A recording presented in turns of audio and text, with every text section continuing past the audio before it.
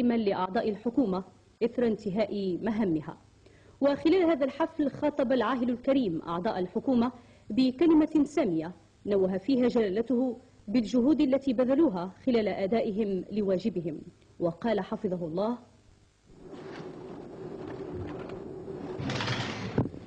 لليقين أن أمثالكم المغرب باقي عنده موعد ما يضرب لهم في تاريخه، أنكم أينما كنتم وأينما وجدتم سيدات وسادة أنكم غادي تكونوا خدام لهذا البلد، أنكم في القطاع الخاص وفي القطاع العمومي سوف تمثلون نفس الروح ونفس الثبات ونفس التضحية في سبيل الصالح العام. وعلى كل حال خصكم تعرفوا أن الباب نتاعي مفتوح أمامكم، واللي هو ربما استحيا يتوقع له الباب نتاعي. كان ولي العهد من جهة وكان مناشد الدولة ربما خوه الكبير مسافر، ثم أنا موجود باش نلقاكم في وقت ما بغيتوا، نشوف مسائلكم ومشاكلكم، وإن شاء الله الجميع ما يشوف على يد الحكومة المقبلة كذلك إلا الخير وإلا الإنجازات المطمئنة.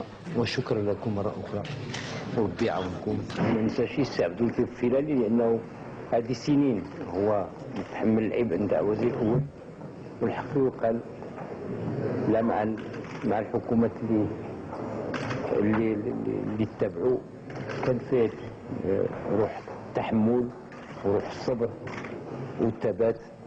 فما يمكنليش نشكركم جماعة وفرادى بما يتوجه التنويه ديالي ليه في الخصوص، وحنا معتمدين عليه في هذه الحكومة انه يبقى قائم كذلك بوزارة الخارجية نتاعو، وكما قلت لكم ربي يوفقكم والباب مفتوح امامكم.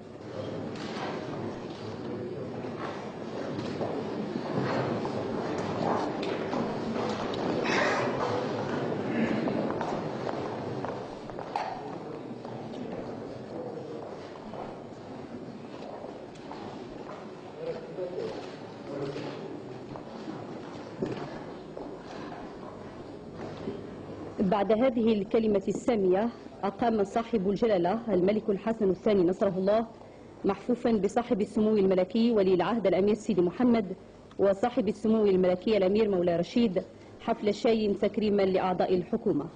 وقد حضر هذا الحفل مستشار صاحب الجلالة.